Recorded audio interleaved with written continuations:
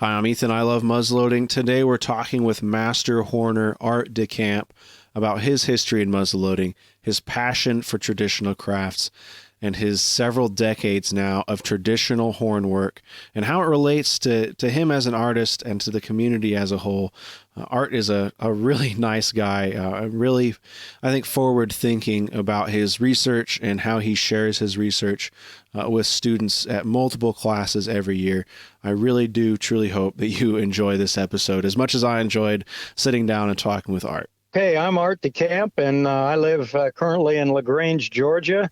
I've been involved in muzzleloading things for most of my life because I started having an interest in muzzleloaders because my dad was a collector of a wide range of antique firearms when I was growing up, and I can remember a Kentucky rifle and a particular powder horn hanging on our over our fireplace mantle from probably the time I was 3 or 4 years old. I went to my first 4th of July muzzleloading shoot when I was 5, back in 1956. And wow. I started going to gun shows with my dad when I was about 7. And so that means I guess I've been going to gun shows for almost 66 years or something like that. So that makes me sound pretty old, I think. No. Spring chicken. But anyway, I was always, in spite of all of the array of different guns that I got exposed to as a kid through my dad's collecting, I was always drawn to the grace and the beauty of a Kentucky rifle. And later on, I started having an interest naturally in powder horns because they went along with it. When I was in 2nd grade, actually, I took a powder horn with me to school on the school bus for show and tell in 2nd grade. Wow. So I guess I was predestined in some way to deal with powder horns later on in my life, as I do now. Wow, I don't think you could do that today. It might be especially not with powder in it. There was powder in it too? Yeah, there was powder in it. Yeah, I'd have been in jail for sure. Yeah. Yep. Wow. Do you remember what kind of horn it was? Well, I still have it. In fact. You do? Okay. It was just it was a little small pocket horn, not intended to be on a bag or anything. And, no staple or any, attachment feature on it. And I actually still have it in my collection, believe it or not. Wow, that's very special. I'm so happy to hear that. Pretty neat. Yeah. Huh. Yeah, I grew up in West Lafayette, Indiana. And, of course, we were close to the Battle of Tippecanoe site there, where Harrison defeated the Shawnee Indians led by Tecumseh's Indians, but he was away at the time, and his brother, the Prophet, was the one that was forcing the attack and everything. So, we used to go there and have picnics and explore those grounds. And my boyhood home was a mile away from Fort Ouiatenon, where the Feast of the Hunter's Moon is held every year nowadays. And so I used to ride my bike down there and play along the river right where that fort is. So, oh, wow. This stuff is kind of, I was exposed to some of this stuff real early on. And I guess that probably had an impact on my interest in history, especially of those time periods, and also of the muzzleloading rifles that went along with it. Wow. So you were it was all around you. It sounds like from the start. I mean, if you had gotten away from it, you would have had to really work at it to steer away, right? Well, yeah, that's for sure. Yeah. You don't know. I grew up, equally with my younger brother, and he didn't pick up the interest. So it's an individual thing that sticks with you in some ways. It stuck with me and didn't stick with my brother, but you just never know what your children are going to grow up to be interested in. And this interest in history and things and so forth has certainly been something that I've had my entire life, I guess you'd say. So kind of going from taking a powder horn to your 2nd grade show and tell, where was kind of the next step for you in muzzleloading and the traditional crafts that are associated with it? Was it when you were a teenager, or was it a little bit later for you to kind of take the next jump? Ethan, is probably in my mid-teen years. A friend of my dad's who was a very accomplished rifle maker of that period came by the house and displayed two rifles he had made. This fellow was a guy named T.K. Tom Dawson, and he was from out near Williamsport, Indiana, and lived in a little town called Marshfield, Indiana. And he had a Hawken rifle that he had built that was very exacting replica of real Hawken. And he was a friend of John Baird's and was written up in some of those books about the Hawken rifle that Baird wrote back in the early '60s. And then the other rifle that Tom had with him the day he visited us was his well-known copy of the Edward Marshall rifle. And he talked about how he had gone out to the Mercer Museum in Pennsylvania and traced the rifle and taken rubbings off all of the inlays and measured it precisely and everything.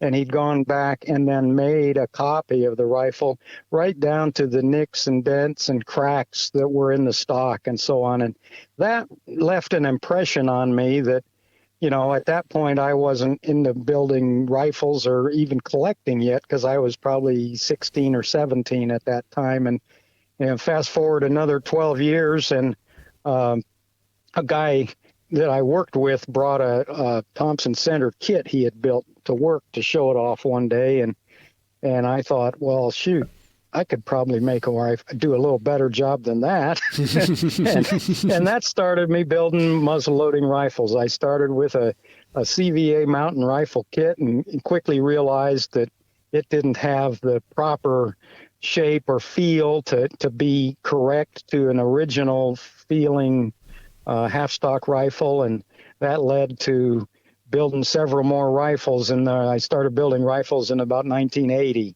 And I ordered parts from Dixie Gun Works and Log Cabin Shop and some of those places that are still going today, providing parts for builders. And Tom Dawson sort of was an early mentor, because I got to visit his house a couple times and show him what I'd done. And he was very patient and took time to talk to me about it. And one of the things he said to me on one of those visits, he said, I can see you have learned to take the time it takes to do the job right, as opposed to hurrying to get it done.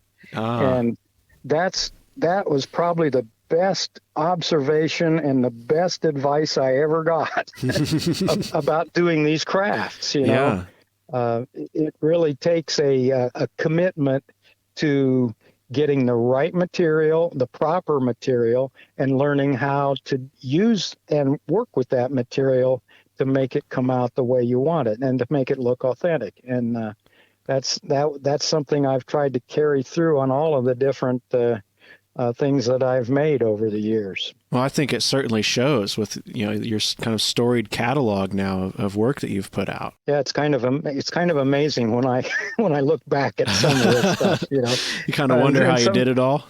Well, yeah, and sometimes you look at the stuff you did early on and you think, my goodness, is that bad? And you think, how did anybody ever want to pay me for that or something? So. But it's each time. I think another thing you have to do, at least is in me anyway, is you have to want to make the next one better than the last one. You can never be satisfied that you've achieved whatever level you set out to accomplish and then just write it out, so to speak. You have to have a drive to want to make it improved each time. Yeah, I think that's something that really carries through with a lot of people that are interested in muzzleloading and the traditional crafts that are associated with them. Even for me, if I go out and shoot my muzzleloader, I want the next target to be better. I want the next thing that I'm working on to be better. And that's something that I think is really great about this community, is many of us share that same drive. Yeah, I agree. I have the same feelings when I shoot, But the thing about it is the thing that's so good for me about muzzleloading is that I can go to the range and shoot poorly and not be angry or not be upset.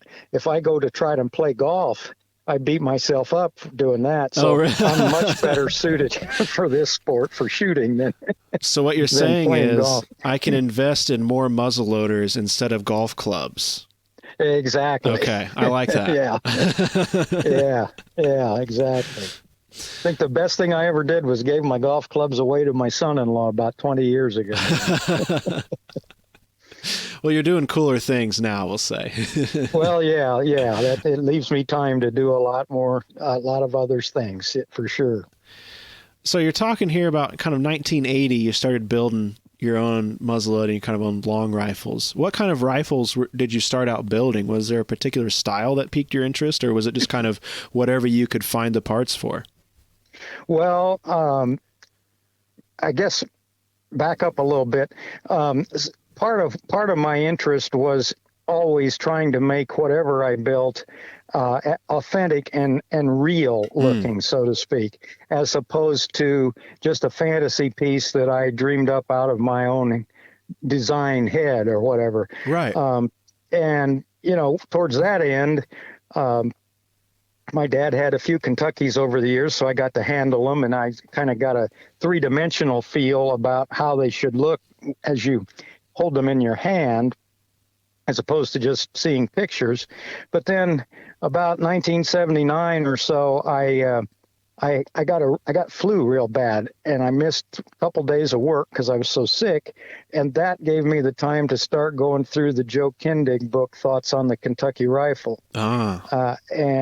And leafing through that book, I saw lots of different makers, or several different makers of Kentuckys, that piqued my interest and made me want to try to figure out how to make something as nice as those appeared in the book and everything. Mm-hmm. So certain makers have stood out to me over the years. John Armstrong of Emmitsburg, Maryland, being probably the strongest one in my level of interest, so to speak. And then I had another friend, a friend of my dad's, that also became a mentor to me, that was building rifle or two along the way. And we spent many hours going back and forth and critiquing each other's work. And it was really helpful early on to have someone to show what you have done so far, to show you where you needed to, take a little more wood off or change a shape here or there a little bit and make it better, and so on. So that friend, Murray Cantrell, was really helpful to me. And at one point, he also sponsored me to be a member in the Kentucky Rifle Association, which gave me the opportunity to go to the annual show that group holds and actually see real flying Kentuckys in person. Mm-hmm. And my real interest in the beginning had my goal. I wanted to be a rifle maker. The powder horn thing kind of happened by accident later on, you might say. Okay.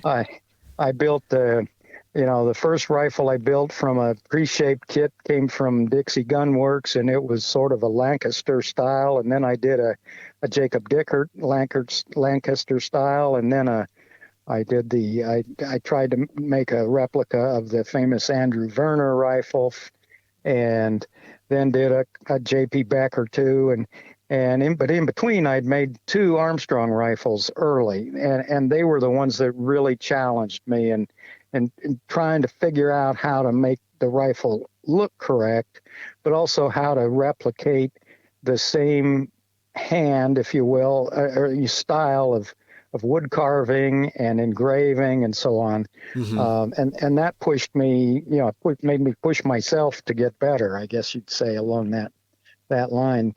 And then every time I'd make a rifle, I'd realize, well, this thing needs a powder horn to go with it.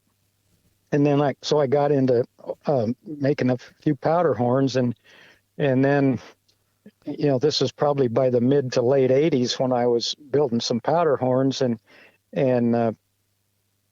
I discovered that if I took one to work and showed it off a little bit, somebody'd buy it from me, I wasn't selling the rifles, but I could sell my powder horns, And so little by little, I started spending more and greater time applied to making powder horns, and the rifles, although I've made almost 30 rifles over the last 42 years, I've made a lot more powder horns than that. Okay. And that just people started,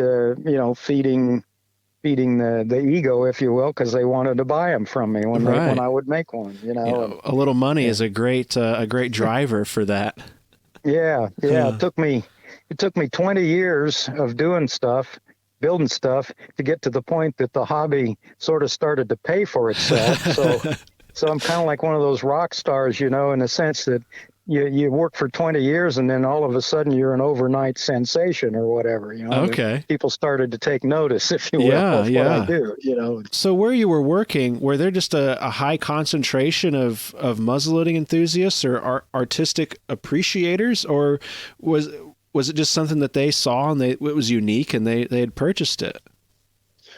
Well, early on, I was probably like a lot of people that build, muzzleloading items. You sort of begin working at home alone, almost in a vacuum. You don't know local people that have a common interest or similar interest. Your friends are spread out around the country, and so you don't always, you do it because you have an inward interest, and you until you start meeting similar people, it's not nearly as rewarding or as fun. And along those same times, those same years, I was working for a company that, and in my real work career, we moved around quite a bit. I started out living in northern Indiana, Valparaiso, and went to a few shoots up there. Before we got transferred down to near Houston, Texas, and then back to Valparaiso for a few years, and then Jackson, Tennessee, and each of those three places, I met people that were interested in muzzleloading, and so I met people all over the country, but I didn't stick around very long. I kept getting transferred, Okay. And then from Jackson, Tennessee, we moved to Winter Haven, Florida, and I spent several years down there. Got to go to the Lafayette River Rendezvous each year down there, and would see guys I knew from around the country already at that event in the winter down in Florida. And then probably the best thing that ever happened to me was I got transferred to Central Pennsylvania around 1994, and we spent 27 years living in Pennsylvania, and it's truly like the epicenter of muzzleloading, because I met Don and John Getz, and we were only 60 miles from the barrel shop. And I met my real good buddies, Alan Martin and Mark Wieland, and they're great rifle builders. And so we started feeding off of each other. And, I got into chunk shooting and all through meeting those different guys. And so that was a wonderful time to be there and to have others see the work you did that way. Mm-hmm. So it sounds like you really started to open up and kind of find your community then during your time in Pennsylvania. You were there long enough. Yes. I had been. My dad had, back in the mid '60s, had purchased an original screw tip powder horn, and that one item always fascinated me because I couldn't fathom how you could lathe turn a piece so irregular as a piece of cow horn and make sense out, make something that looked finished and accurate and proper. And so towards that end, I had also met a guy named Carl Wilburn, who used to provide lots of raw horns and pre-turned butts to the hobby, so to speak, in the 70s and 80s and into the 90s. And I had Carl make a screw tip horn, one of his screw tip horns, for me, thinking that if I had that to look at, perhaps I could figure out how one would do this, Mm-hmm. Yeah. And so in about 1989, I bought my first lathe and decided to teach myself how to use a lathe. And oh my. But the best thing that ever happened to me from that standpoint is, I met Roland Cadle when we moved to Pennsylvania, and Roland is a tremendous base of knowledge Oh, of, yeah. of history. He was really focused on trying to understand how the horn making trade actually did its work. He's focused on understanding and replicating the actual methods that the horn makers in the 18th century used. And so he'd studied that for probably almost 20 years by the time I met him. And the fact that he and I sort of hit it off as friends, and he could see that I was really interested, at a level where I really wanted to learn how to do this stuff rather than just for academic purposes, shall we say, or something like that. Yeah. So he was so good to me over the years, in that he was always willing to share anything he knew about it with me, never held anything back, and has just been a great mentor and now great friend for life, over the years that we have, we've been collaborating together on teaching classes for probably 12 years now or something like that, or maybe longer even. And, he and I can needle each other and just have a great time with each other. And I've learned so much about the real, true, proper, authentic ways of doing horn work through Roland, and been able to carry that forward in the things that I make. That sounds just like a really powerful friendship, especially now like that you've been teaching and educating others in these ways. I mean, it would be one thing for you to make the beautiful work that you do, and just kind of keep it to yourself, which it would be understandable. I mean, you put a lot of time and a lot of effort into that, but I know I appreciate it. I'm sure all of your students appreciate that you've taken the time to share that and get other people going on the right foot, we'll say, on how to understand this stuff and how to move forward with it. I mean, there's more than one way to skin a cat, but taking a class on how to skin a cat's going to make it a little bit easier, I think, to figure it out rather than kind of starting from, page one, we'll say. Yeah, you're very accurate on that. Roland and I each approach what we do almost from opposite directions. But Okay. so we needle each other during the class, and he yells at me sometimes because he thinks I'm doing something wrong, or I'm driving him up the wall because I'm being too accurate, and I yell at him for the opposite. He's a little bit careless sometimes, but we both do great work, and it shows the students in our classes that there is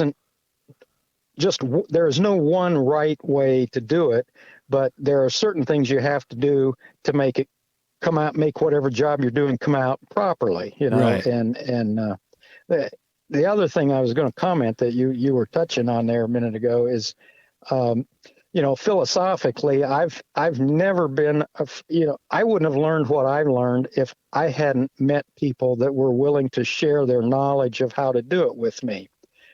There are always certain artisans along the way that you meet that seem to be fearful of sharing what they know, apparently because they think maybe that'll hurt their sales or hurt their ability to sell what they make. Mm-hmm.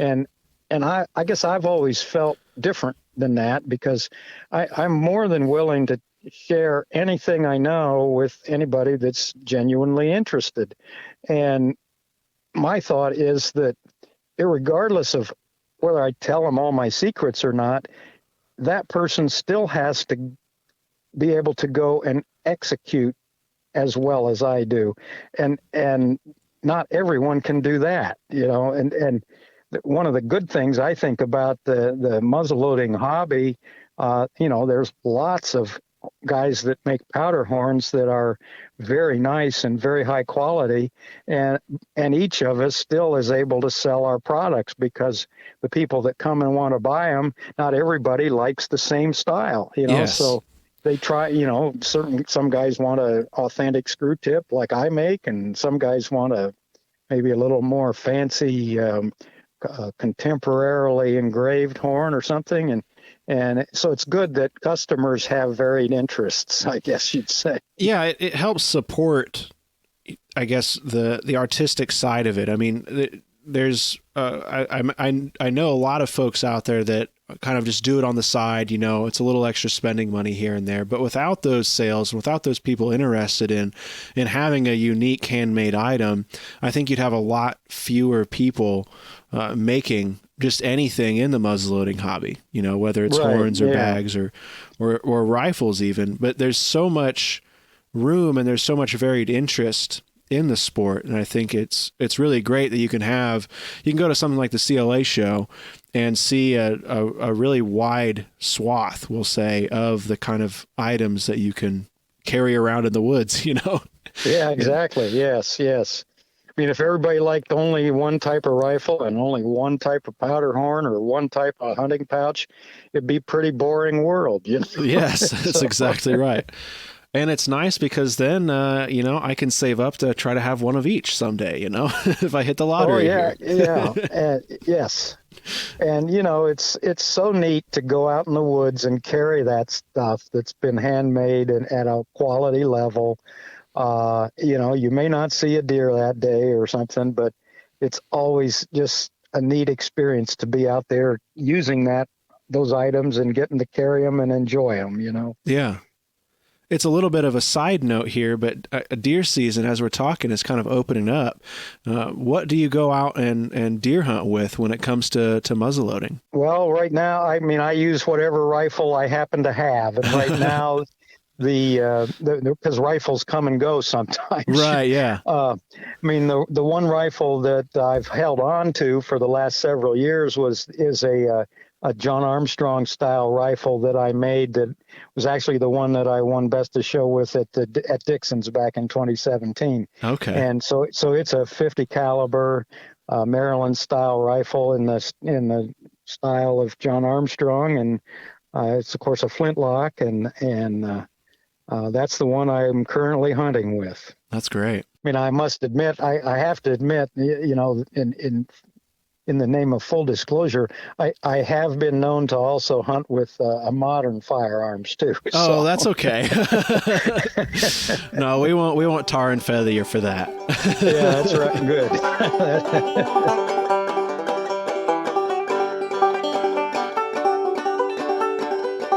This podcast is brought to you by Thor Bullets. I've talked about Thor Bullets for over a year now, and I'd like to thank them again for their sponsorship. I have since, in this amount of time, went out and tested these bullets on my range. I have not gone hunting with them, but in my penetration testing and my accuracy testing with my CVA Accura LRV2, I have to say that the Thor Hammer bullets sized to my bore for that Accura do a phenomenal job. I have sub 1 inch groups at 100 yards if I do what I'm doing right with the rifle. Really can't speak highly enough of these bullets. I think you should try them, not just because they're supporting the show, but because they are performing really well in the tests that I am doing. There's a lot of muzzleloader bullets out there, but really can't thank Thor enough for their support of I Love Muzzleloading. And, talking with the guys over at Thor, the mission and the kind of people that they are, they're really the kind of people that I will continue to support through my lifetime and my muzzleloading career, apart from the sponsorship. They've done right by me, and it's been a lot of fun working with them. So check out Thor Bullets. Not really a structured ad read here, but I hope that you check out maybe some of the practice bullets they've got. And as you're planning for your fall 2022 hunts here, check out some of the Thor Hammer bullets. This podcast is brought to you by Muzzleloader Magazine, the publication for traditional black powder shooters. Since 1974, Muzzleloader has been the leading magazine devoted to traditional black powder hunting and shooting. Each issue is jam-packed with articles on hunting, shooting, gunsmithing, do-it-yourself projects, living history, American history, book and product reviews, and much, much more. Muzzleloader Magazine is the best traditional muzzleloading magazine, bar none. I'd like to thank Jason at Muzzleloader Magazine for his continued support of I Love Muzzleloading and the I Love Muzzleloading podcast. I don't care what you're into. If you're interested in muzzleloading, this is the kind of magazine I think you need to check out. I've been a fan of Muzzleloader Magazine even before the sponsorship. I've always been impressed with what Jason has been able to put out with Muzzleloader Magazine, and it really means a lot for him to be supporting I Love Muzzleloading and our efforts over here. Thank you, Muzzleloader Magazine, for your support.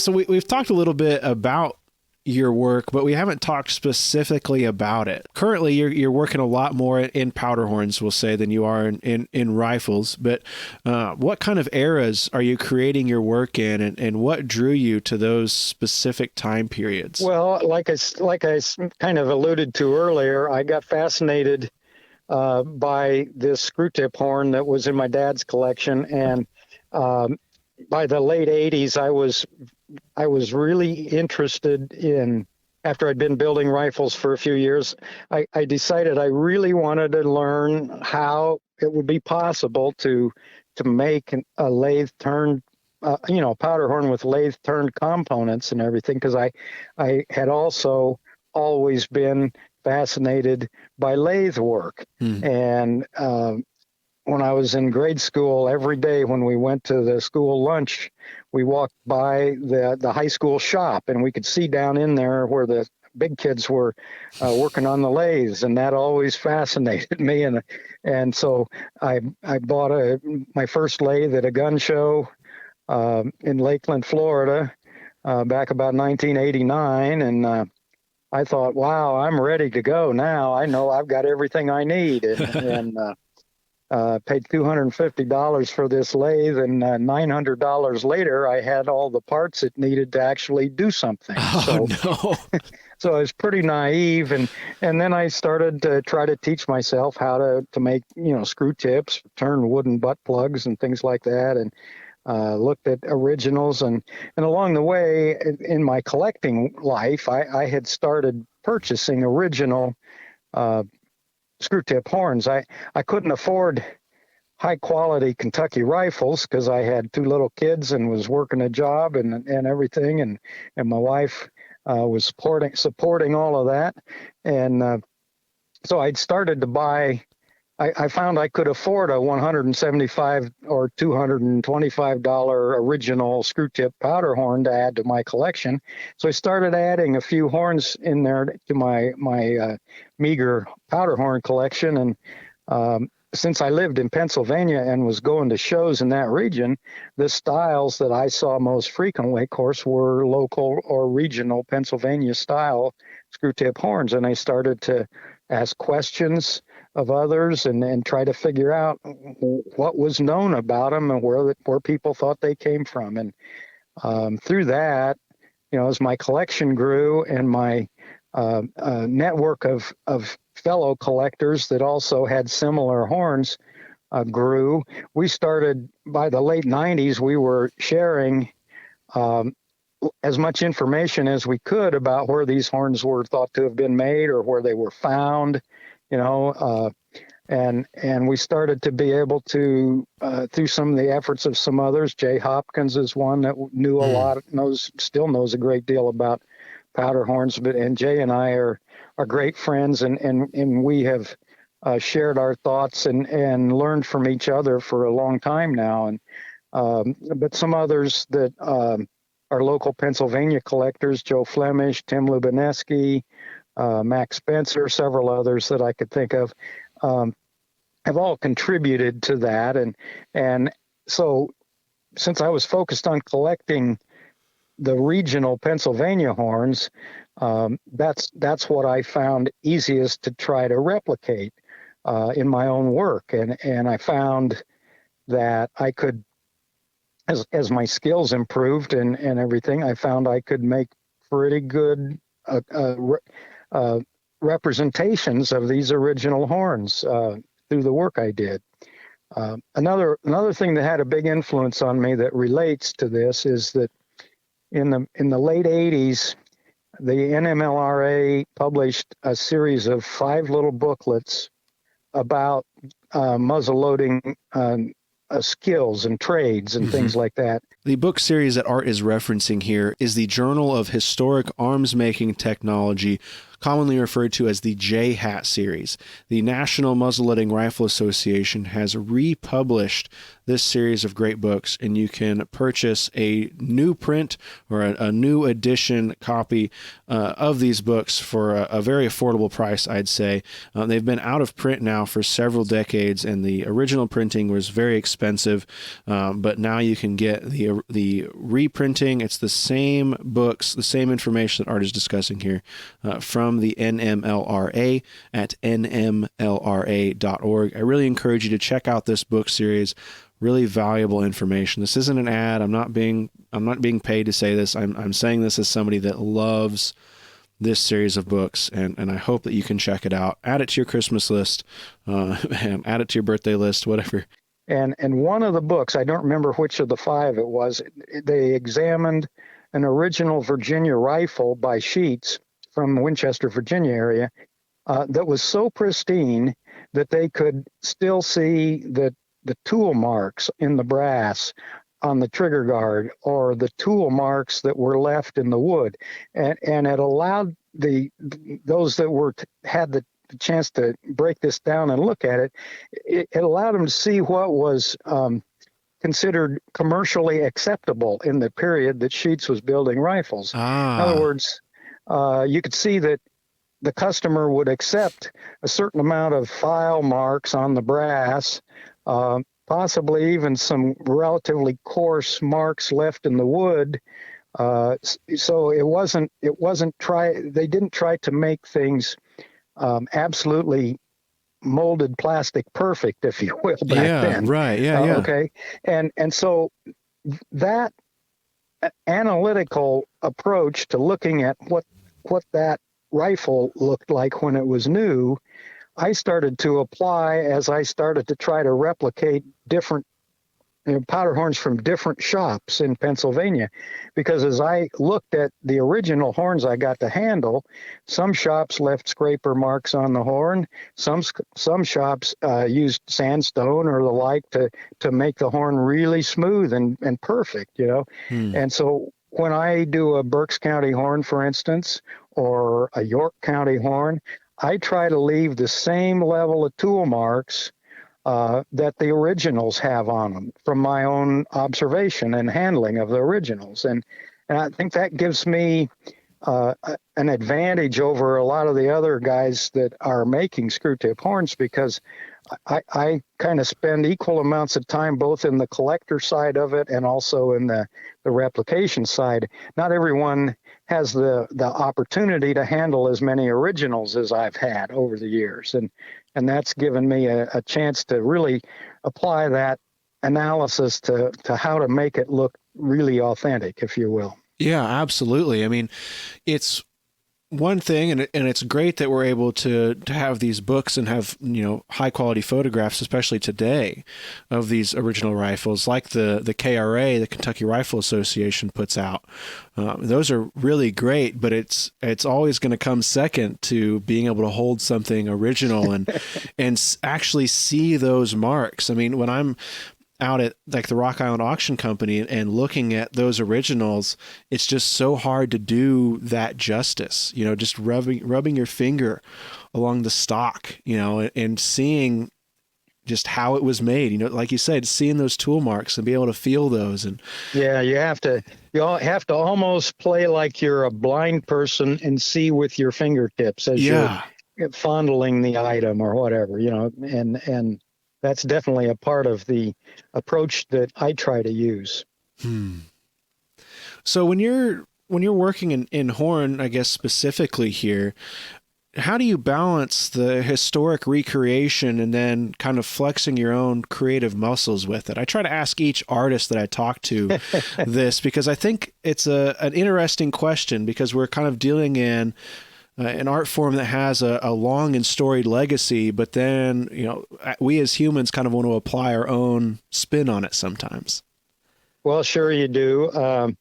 I guess one of the thoughts I have about my own personal skills or abilities is that I've always been able to look at an original and make make a replica that looks very much like it, proportionally, shape-wise, so on and so forth.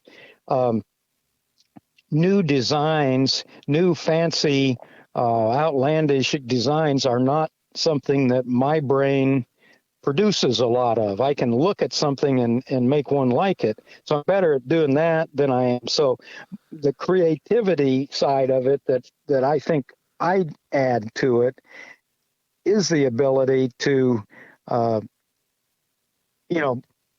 apply to come out with a finished product that actually has a reality to it. Mm-hmm. Not everyone has the creativity to be able to do that. Right.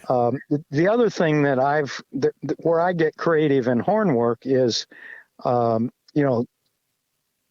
the understanding that horn is a natural material, but it's in effect the first plastic that existed in the world prior to petroleum-based molded plastics like we are so familiar with these days. So you learn by applying different techniques to the horn material how to make special items. And so, I make drinking cups. I make stemmed goblets. One of the things that I've made several of that not very many people even have ever seen original of are these multiple piece inkwells that I make. These things called penners. And they're they'll have 4 or 5 sections that are lathe turned and formed, but then threaded, and they screw together and mate together to make one self-contained writing item. And those, I got fascinated with those. They're an 18th century authentic item, and so I make those, and that's something that is a real challenge, just to be able to figure out how to hold each unique piece of horn and make sure that as you make it, it stays on center and the threads match to the next piece that it has to mate to. Right. So those are the things that really drive me to work harder to do better when I'm trying to apply and figure out how would they have done this? Yeah.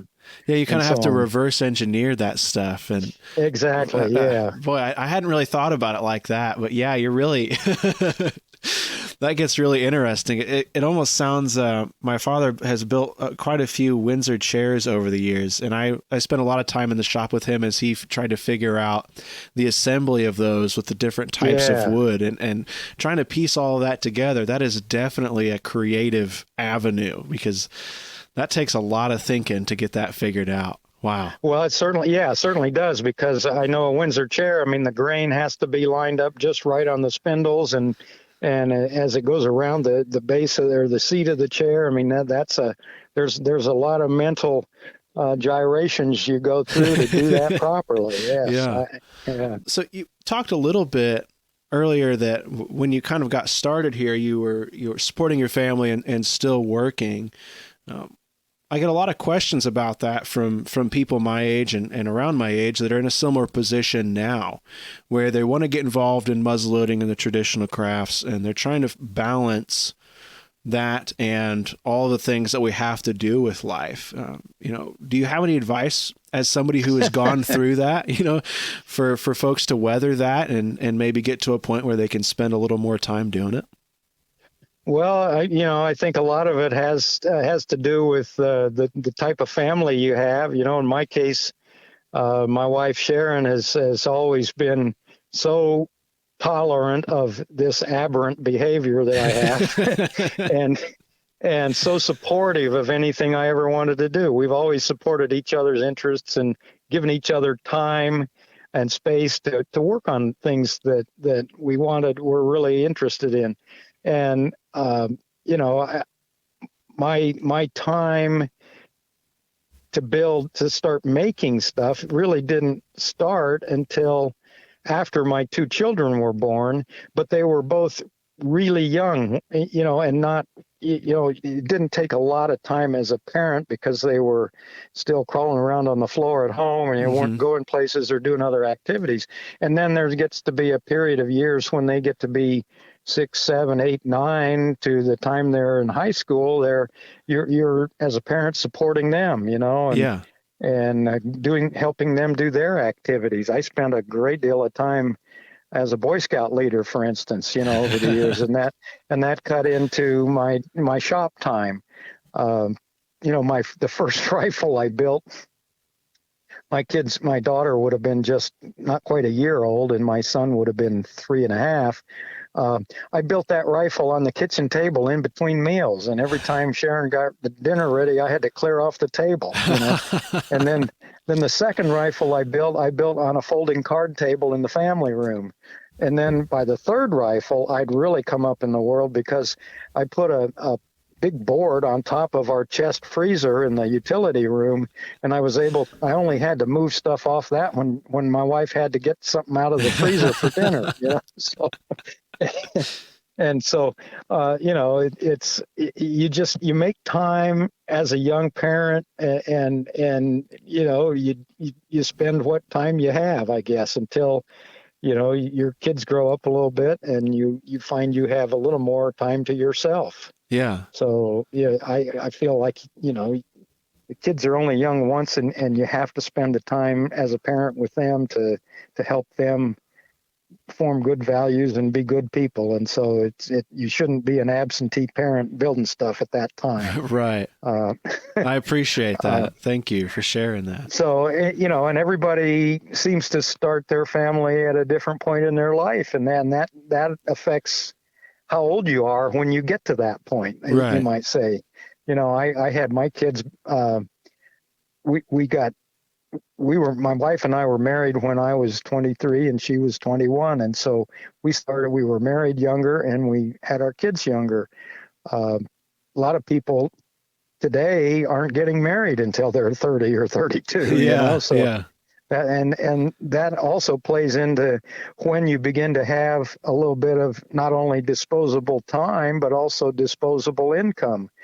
You can't start doing shows and making the expense of buying tables and getting motel rooms and traveling around until your kids are educated. And so, I know I found when I got my second child out of college, then all of a sudden I had a lot more time and a good bit more money. So you're thinking, man, this was all here this whole time. Yeah, exactly. Yeah. So you just budget your time, and I was lucky enough to have a job that I had a good career, but I had accumulated enough savings, along with the fact that my wife worked full time as a teacher. I quit my real job when I was 57 and a half. That was 14 years ago, and so I've been able to apply as much time as I wanted to this hobby or this avocation since then, and so I've been able to I've been traveled around and I do 10 or 12 shows a year almost, and teach classes various places, and those are all things that I've been able to pick up and focus on a great deal more since I quit my real job, if you will. Yeah. So what does a typical day or week look like for you in your shop or your workspace? Is it kind of dedicated work, or, where you get your nose to the grindstone, or is it a little more relaxed? You can kind of come and go on projects. Well, yeah, that's a tough question. I know you'd primed me on that one. I probably spend the equivalent of 2 or 3 days a week working in my shop, okay, doing something that relates to all of this. But that's not like a 8 or 10 hour day all at once, 3 days, and then 4 days of doing other things, because, nowadays in our life, we have granddaughters, we go to events and watch. And so it used to be when I was still working full time, I'd be in the shop till 10:30 at night when I'd get home from work, and I'd be really pushing hard to get things done. And and that would be almost every evening. Nowadays, and I thought when I quit my real job, I'd be able to have more time, and I'd do it during the day, and then I'd be able to spend time with my wife in the evening or something like that. But as it turned out, I still worked. We'd go somewhere during the day, or I'd run an errand or do things, and then here I am. It's 8:30 or 9 o'clock at night, and I'm still working in the shop. So it fits in as time permits. But we moved down here to Georgia a little over a year ago, and I wanted to be closer to our granddaughters as they're in high school, and so we support them, and we go, we spend time hunting, we visit our daughter and son-in-law, and so it still kind of catch can, and like I say, it's probably the equivalent of 2 or 3 days in the shop during the course of a given 7-day week, roughly speaking. Okay. That's really great. That's really nice. Well, yeah, it's really, I'm very fortunate to have been able to work my life out to be able to do it this way. What tips would you have for any aspiring horners or, traditional craftsmen out there that might be listening? Well, I guess I have a couple thoughts on that topic. Yeah. And first off, for guys that are into wanting to learn more about making powder horns or hornwork in specific, I would definitely say, don't just stay at home and work in the vacuum. The sooner you can meet other people that have a similar interest and start sharing your work and looking at each other's work and sharing techniques, that's the point in time that you'll actually be able to progress and move forward at a much greater rate. So find friends, go to events, meet people, and take advantage of that. And ultimately, all of this hobby it becomes really the people, and the friends that you see when you go places. But that's how you learn also. The other thing I'd say is, with the number of classes that there are around the country right now, in many of these different disciplines for muzzleloading, go to a class, take advantage of it. Like in the case of those interested in making screw tip powder horns, which is one of my major focuses. If you go to a screw tip horn class, you get to use other people's equipment. You get to learn how to make the moves and skills it takes to do the work, and it'll save you a great deal of time and trouble, and probably buying the wrong tools or the wrong lathe, and then having to rebuy another one when you find out what you really should have bought. So it saves you a lot of money to get to a class, in the sense that you learn what tools are really needed and so on. So I'd encourage, if you have it any way possible, get to a class and learn a skill from someone that is more experienced than you at whatever the particular discipline is. I think the other thing that I'd say is that, I alluded to some of this earlier, perhaps, but I think you have to be committed both to doing the best job possible, but you also have to be committed to learning what are the proper materials, what are the proper tools, how do you use them. Don't be one of those that's looking for the cheapest imitation way to sort of do the job, because you will never get a true, real, authentic item made if you're always looking for the shortcut, so to speak. Right. Yeah. There. And, you learn that. I know you know that, or, through your dad. I know your dad doesn't. He's committed to doing everything he does at a high level, Oh, yeah. And I just think you have to have that drive within you in order to do that.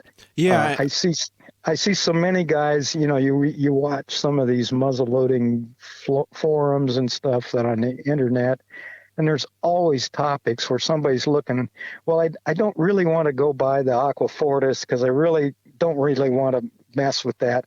What's something I could do to use as a stain that will look like Aqua Fortis? I'm just using that as an example. Yeah. Yeah. how can I buy a cheap lathe that gets me by rather than getting a lathe that really allows me to hold the item properly, hold it steady, and turn it, use it to make a part that is correct. There's always guys looking for that shortcut, and that always bugged me a little bit because Right. I've learned over the years there aren't shortcuts Right. if you really want to make the item properly. Yeah, if you want to, I mean, I've cobbed together a couple horns over the years and just kind of worked my way through as kind of a base level of understanding of, how to make it holds powder, is kind of, is what it is, but there is that, even for me, there's that draw to do better, just like we talked about, I think at the beginning of our conversation here tonight, there's something pulling me through, and whether that was imparted on me from my father, or if it's there naturally, or if it's just being around so many great artists that are out there, there's that pull to do it right, and to go through that path of just, I can't really quite think of the word for it right now off the top of my head, but just like what you've been talking about, committing to that and finding the right process and the right methods to do that. And I've been lucky to be surrounded by guys that had that same philosophy. Mark Wheeland, Alan Martin, both great rifle builders, but they don't take shortcuts. Yeah, they're not looking for the cheap way out. It's like that comment that Tom Dawson made to me back in about 1982 or so. I can see you're willing to take the time it takes to do the job properly rather than hurrying to get it done. You know, and that's probably like the greatest advice I ever got. Yeah, and that's very obviously foundational to you and your work, for sure. Do you think, for somebody that wants to take one of the classes that you put on, like for somebody like me, we'll say, I can't necessarily afford to take time off to go take a class right now. Do you think there's value in me working, in my shop and or in my garage or what have you, on trying to figure this stuff out, or should I wait and save to go until I can have some tutelage, and have some kind of co-working space, we'll say? Well, I think there's certainly value in trying to do things at home, or work along the way as best you can, as long as you understand that that's what you're doing. Yeah. And it is a commitment. It's part of the commitment to being better is a commitment to spending the time, effort, and to some extent money it takes to get there. For instance, I lived in West Tennessee for a couple of years. And in those years, it was a 700-mile one-way drive to go to the Kentucky Rifle Show in Pennsylvania once a year. When I lived in Central Florida, it was a 1,300-mile drive. And it's not cheap. I guess I was lucky enough that I had a job that I could plan my vacation and afford to make those trips. But when I think about the years I drove 2,600 miles round trip just to look at Kentucky's for 2 days, that took a real inward commitment and drive to do that. Oh yeah. And so just hate to use myself as holding myself up as an example in that sense, but I know a lot of guys that have done that. And then on the other hand, you hear guys say, "Oh, I just can't afford to drive that far." Well, if you're really interested, you really can. You can find a way to do stuff like that. Yeah. You can make it work. Now, you can find a way to make it work. Yeah. For instance, now this will sound like maybe I'm using as a commercial, but no, really go right ahead. Don't intend it this way. The classes I teach in October every year at Conner Prairie near Fishers, Indiana. that's an expensive town to go to. It's Indianapolis, and so the motels are not inexpensive. And if you're there for a 4.5 or 5 day class, you got some motel bills. You're eating out in addition to the like $580 expense for the class itself. So there's a definite financial commitment it takes if you really are interested in picking up knowledge on these skills that the expert teachers can help you with. So I don't know a good way to get out of that, but one of the ways is have local friends that are, find those local people that are doing the same thing you are at home alone, and get together with them and trade ideas and work intermingle with that. Yeah. And that's probably the best thing you can do when you really can't afford the vacation time or the cost it takes to get to one of these more expensive types of learning experiences. Yeah. And I don't bring this up to combat, how you've talked about this at all, Art, and I hope it doesn't come off that way. Not at all. Okay. No. Not at all. I get a lot of questions from folks that are at ground zero, and trying to figure out where to go and how to start. I mean, it's literally, how do I find a raw horn, or where's a muzzleloader shop that I can order from to get started. So I try to ask questions in those perspectives because, many of those people might not ever have the opportunity to meet you. I hope they do. I mean, you're a very pleasant guy and your work is very beautiful up front or up close, in person. But I try to phrase that for the folks at home that, are kind of at that point, just getting started and trying to figure out what avenue they want to dive into, whether it's going to be rifles or bags or horns or knives or, anything that we all spend our time on. The same concepts or the same theories apply to any of those things that they might have an interest in. And like I say, the best thing to do is to find friends and, go to a local gun show and walk around, and you'll see other people maybe displaying the types of things you're, most focused on, and don't be afraid to talk to them. Yeah. There were so many, like when I was starting, there were some guys that were really top artists that I would read about in Muzzle Blast, for instance, guys like Ron Ehlert or the painter, David Wright. Yeah, yeah. I mean, or Jim Chambers. I always really admired Jim's rifle building skills and everything. This was long before he went into the lock business, Mm-hmm. But I was so shy, if you will. I was afraid to talk to those guys, and I over the years each one of those have become good friends to me in one way or another.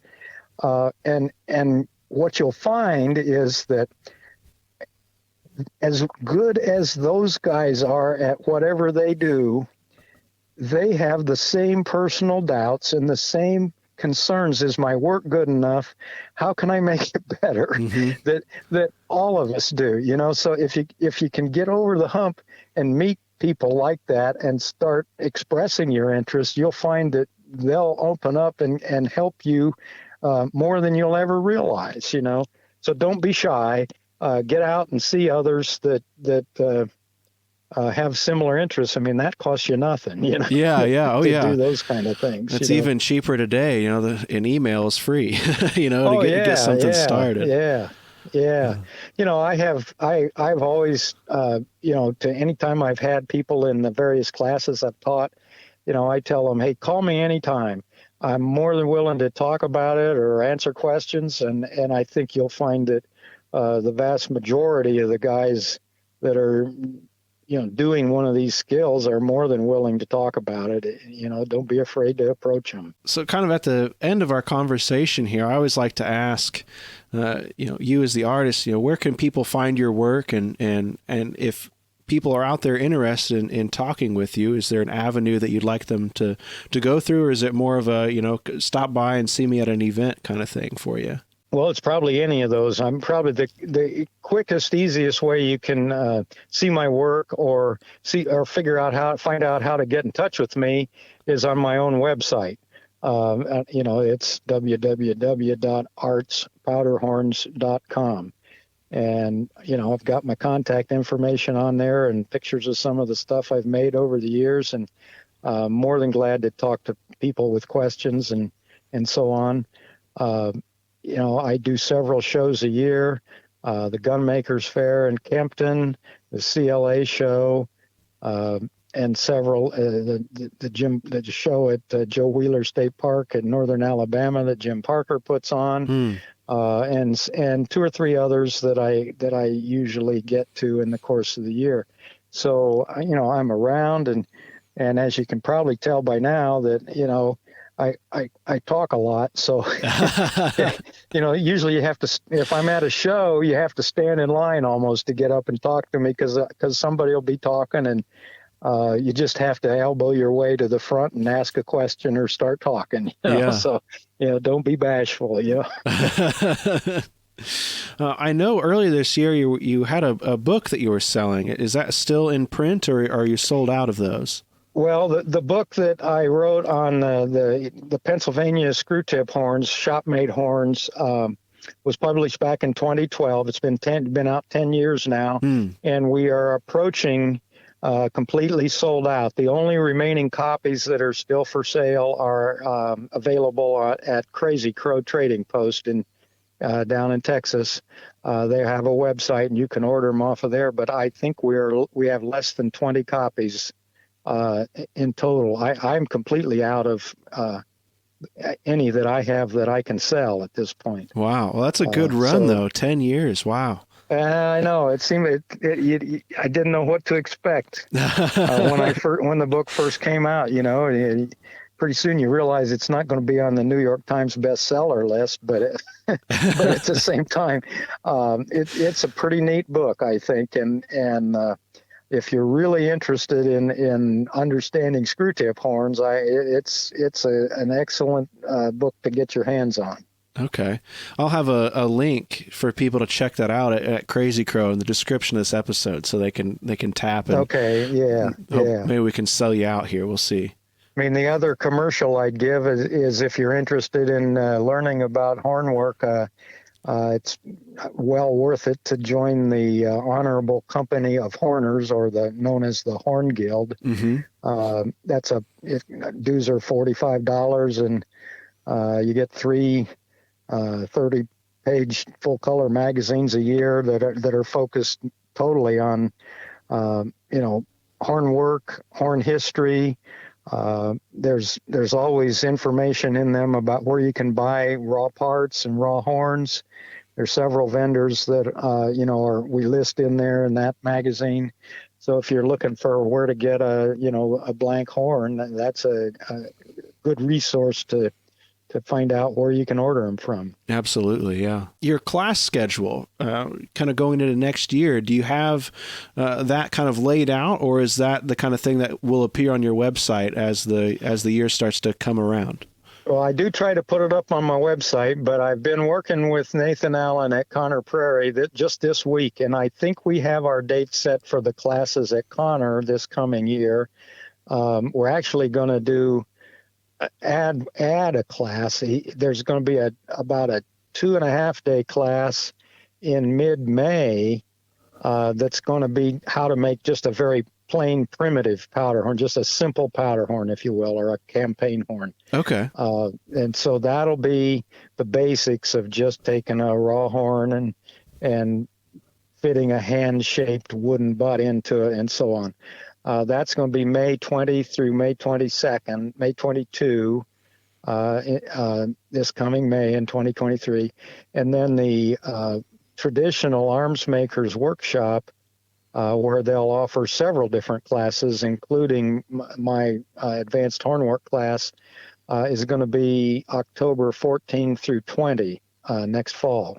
Okay. And we're going to do we'll do a 4.5-day class on a screw tip powder horn style, and we're going to focus on true authentic horns from Tennessee and or Kentucky.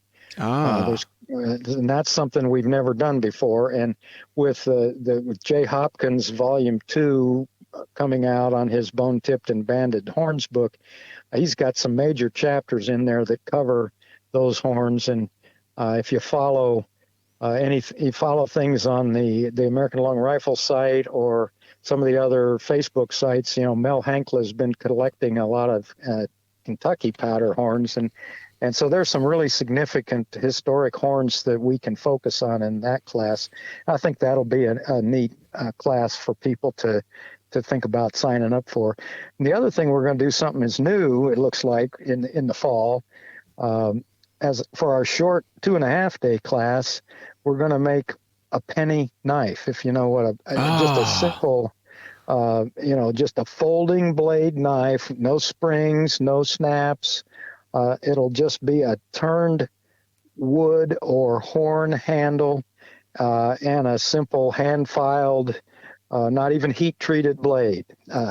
Wow. So it's just going to be it would be the type of knife that you'd drop in the bottom of your hunting pouch, to cut patches with, or in a pinch, clean up a deer or something like that, And so that's going to be a neat little challenge for people to try this fall also, I think. Oh, yeah. That's another one of those puzzles to kind of reverse engineer. I love that. That sounds awesome. Yeah. Then the other, I teach 2 classes a year in Hollidaysburg, Pennsylvania with Roland Cadle at his shop there. And that's always, that we do one in April and one in November.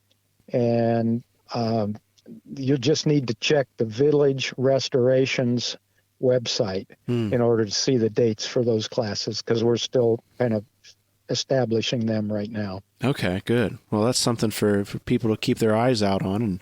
And as I see them kind of come up, I'll do my best to get them out and get the word out to try to see some new folks in there. That'd be great. Yeah. It would be neat. Those are good times. Connor is a great location. It has a wonderful facility, clean, well lit, good equipment. If you really, it's worth it to pay what it takes to get there and take one of those classes, because it's a good experience there. Oh yeah. The other thing that's sort of in the works but not settled at this point is there's a group out on the West Coast near Seattle that the Washington State Historical Gunmakers Guild. They always bring in someone that's a fairly well-known expert, if you will, at making some items out there for their annual classes. And I'm not sure I know I've been approached to go out there. I've been out there twice before. But I've been approached to go out there again, possibly in 2023, but that's sort of up in the air right now. So okay, that's another one that may develop. Wonderful. Well, you're going to have a very busy year. Yeah, for an old guy, I'm going to be pretty busy. Yeah. The jet setting horner is what we'll start calling you. Yeah. Well, Art, is there anything else that you'd like to talk about that we haven't had a chance to cover here? No, I really appreciate the opportunity, and it's been a great pleasure to me to have you, one, ask me to do this, and two, have the conversation we've had for the last hour or so. So I really appreciate it. Thanks for the opportunity.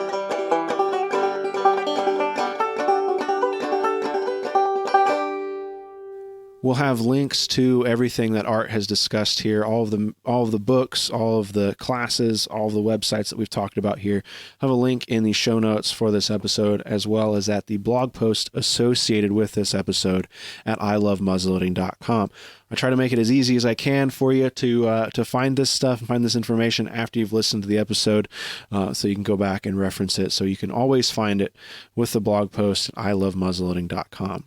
I'd like to thank Art again for coming on the show and talking with me. These conversations are just really one of the highlights of my week, and sitting down and talking with Art, somebody I've admired his work for years, and passed his table many a time at a show, looking at his horns and the beautiful rifles that he has on display. It was really nice and really kind of him to to catch up with me a little bit at the CLA show and agree to be on the show. I really can't thank him enough. If you aren't familiar with Art's work, I encourage you to check it out. Please try to find a copy of the Pennsylvania Horns of the Trade, screw tip powder horns, and their architecture. If you can, if you're interested in this kind of thing, it's a great read. The copy on my shelf is well worn now, which is a good sign, I think. It's not sponsored, not being paid to say that. I say that as somebody that cares about the stuff that Art is doing here, the research that he's putting in, and I'm just excited to see it get out there.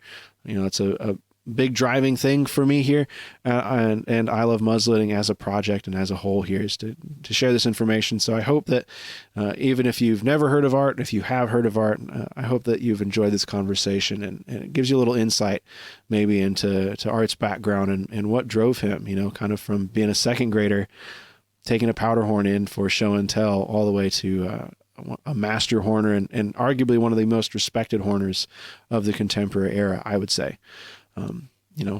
It was just a really great conversation. So thank you, Art, once again. Thank you so much. Thank you for listening. You guys make all this possible. Really appreciate all the kind words that we've received in reviews about the podcast. Thank you so much. We're working hard to keep this going, get some more interviews going, and kind folks like Art really make it easy. So if you see Art, thank him for me. I know I will be the next time I see him at a show. I'd like to thank Thor Bullets and Muzzleloader Magazine for their sponsorship of the program. It really helps. That covers the hosting fees for the podcast, and and that's nice. I really appreciate that. They're both American-owned companies here.